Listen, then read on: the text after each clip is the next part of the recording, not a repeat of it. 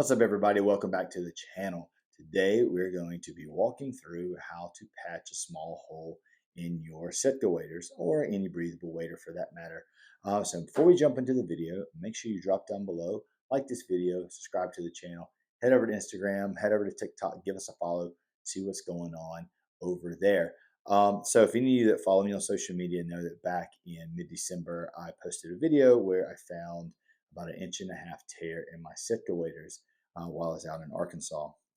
So evidently, last hunt of the year, last year, I crawled over a barbed wire fence and it got the best of me. So I know that rookie mistake, but anyways, paid the price and I did a little research, looked up Sitka's repair, um, kind of the criteria for the repairs and what they recommended. Anything in the rip below 3 inches, I recommend you repair yourself with Aquaseal.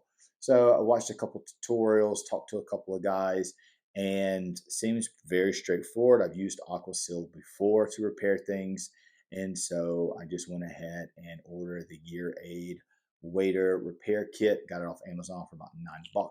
It's going to come in a tube like this. Once you open it up, inside you're going to have an internal patch, an external patch, a small application brush, and then a bottle of Aquaseal. Now, your Sitka waders should have come with Aquaseal in a patch. I found the Aquaseal, I couldn't find the patch. So anyways, I ordered my own from Gear Aid, and I ordered a second one to keep in my duck box. So I walked through repairing the hole, videoed it. I'll voice over it just to show you how I did it. I did internal patch and external patch. And just to let you know that I have used the waders twice since repairing them. I've had no issues. And I have since poked another hole in the knee pad of my waders. Now it's not causing the waders to leak, but I did use Aquasil to patch that as well. Been pretty rough on them this season, I guess. So anyways, follow along. I'm going to walk through the steps of repairing the waders. This is based upon the way Sitka has their tutorial, and then following the instructions from Gear Aid.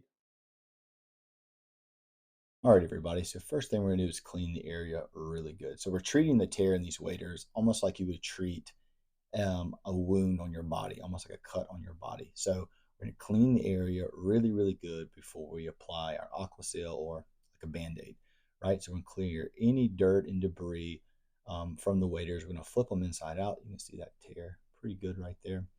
We're going to use a little bit more alcohol just to clean any oil or anything out so that the Aquaseal can make a really good connection.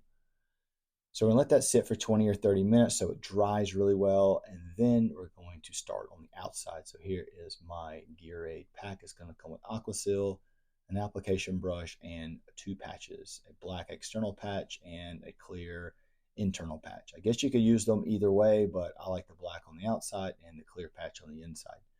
So we're going to use the Aquaseal with the application brush. I've used Aquaseal with a paper towel before, and it's a little messy. Really like it with this application brush. It makes things so much simpler. So we're going to kind of triage this tear, right? We're going to use just enough Aquaseal on the outside to hold that tear together. We're not going to put a ton on it. We don't want to make a big area with this Aquaseal. We just want to put 2 or 3 coats right on the tear to hold it together before we put the external patch. So once we've put 2 or 3 coats right along the tear, we're going to let that cure for about 20 to 30 minutes so it starts to harden a little bit. And after our 20 or 30 minutes, we're going to take this black external patch.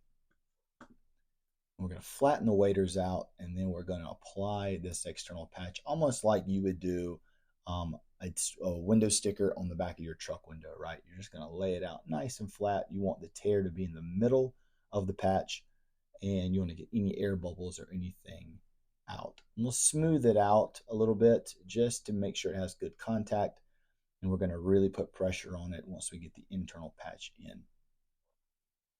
So once this goes on, we are going to, I'll tear the paper towel in half just so I don't get Aquaseal in my hand. I put my hand in the waders, and this will allow me to apply some pretty good pressure to the patch. Just like we said, we want to get any air bubbles out. We want to make sure we have good contact, And once the patch is on, we're going to let that sit for 20 or 30 minutes so it cures pretty well before we start flipping the waders inside out and doing the same thing on the inside.